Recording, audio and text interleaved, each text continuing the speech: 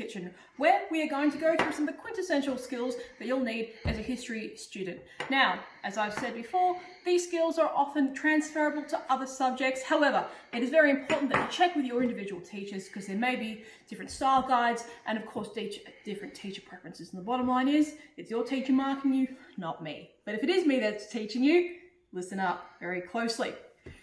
Today's subject is the number one cardinal sin of a history classroom, and that is plagiarism and collusion.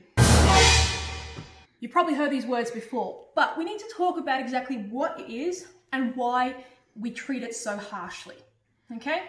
So, in order to do that, we are going to go back to our chocolate cake that we made in one of our previous videos. Now, this chocolate cake is not perfect, but you know what? It's mine. I made it from scratch, and I am proud of the work that I put in it. I went through the whole process from planning to writing to editing. And so this is what I have.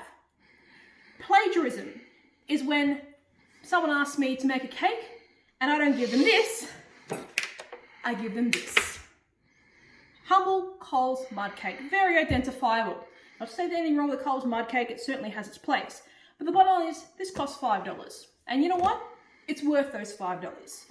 The list of ingredients mean that this can last 14 days out and about. There's a whole bunch of preservatives in it, but the most important thing is this isn't mine. I did not make this, and no matter how pretty it looks on the outside, the bottom is it's not honest to pass this off as my own. So that's what we call direct plagiarism, where I go, this is mine, I made it, but the reality is not. So this can take the form of either taking another student's work and passing it off as your own, or directly copying and pasting something off the internet. Now, that is plagiarism, plain and simple. But for the most cases, and this is where sometimes there's a bit of grey area, that's not usually what happens. What a lot of students will do is not that, because let's face it, they're smarter than that, and they know that when we get you to put it in through to something like Turnitin, we'll figure it out. But let's talk about the most common form of plagiarism.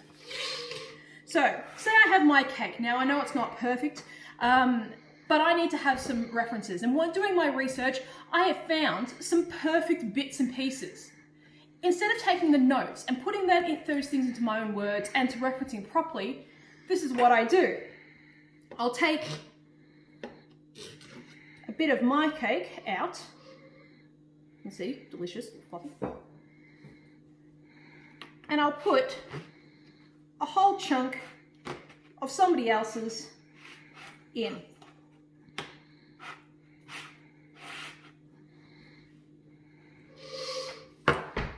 Now, it's very obvious, just on a basic glance, that something doesn't quite fit. For the most part, when you copy and paste a whole paragraph or a whole section out of either somebody else's work or something off the internet, this is what it looks like to us teachers. We may not know your writing personally, but we know that when the language changes, or even worse, when the font changes, or they haven't taken hyperlinks out, that this is what we get. All right? So this is still plagiarism. By taking a paragraph or a section out of something, it's not referenced, it's not put into your own words, this is still plagiarism. Now let's talk about the third type of plagiarism. And this is probably one that I've seen most common. And this is where we see some students actually getting a bit confused, thinking that what they're doing isn't plagiarism, but just kind of helping each other out. So let's put my cake aside and let's take out this Coles mud cake for a second.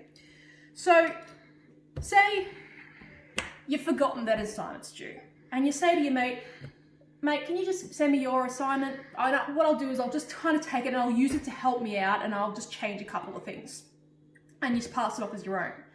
Now what some students do is they'll take the essay, they'll use thesaurus and change a couple of words. What that means is, it makes no sense, because this is pretty much what you end up doing.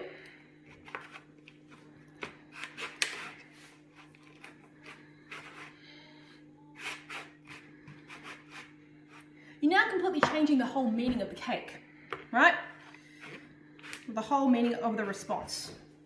It looks completely different to how it originally does. In fact, it doesn't even make sense. It barely even looks like a cake. But also, what some try to do is I'll try and put little bits and pieces of it. In fact, I've still used the same bibliography by putting in some of their own words. So putting some of my old crappy split buttercream icing on the top, and this is what we're served. Not only does it not even look good anymore, it's probably not even going to taste good. So the reality is, for teachers, doing this is bad for several reasons. First and most important, if you're plagiarizing somebody else's work, whether it's a friend from schools or it's something off the internet, what you're doing is you're insulting them. You're insulting the people that originally put in the hard work, whether the original work is good or not. They've put in the hard work and you've just blatantly ripped it off. That's unfair. The other person that you're being unfair to is yourselves. Because the reality is, you're not learning anything by doing this. You're pretty much doing a cop-out, and that's not going to help you. There's a reason why we get you to do these tasks. It's generally got nothing to do with about learning this First World War, Second World War, medieval history, whatever it is. Usually what it's about is teaching you critical analysis skills and being able to look at sources and create an argument. But the last person that you're insulting is us teachers. If you think that we won't notice, you have another thing coming. Not only do we have turned it in to help us out, but we know a little bit better, and we've tried these tricks ourselves, and we know what it is you can't do. So that's the problem with plagiarism. Last thing I want to talk about is collusion. Collusion means when two people work together to create something. Now you might be thinking, what's wrong with that? We're using teamwork. The reality is it's still not your work, and it's still academic dishonesty. So I don't mind if you say, share your research. If you share your sources and you say, hey, here's some notes that I took. Hey, we're doing a similar topic, let's share that.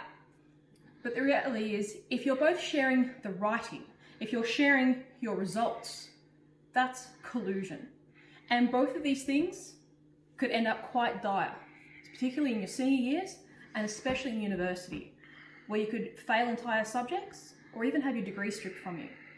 So, as early as possible, know what plagiarism collusion is and how best to avoid it, which quite frankly is easy.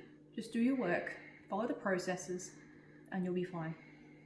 So from History Skills Kitchen, thanks for watching.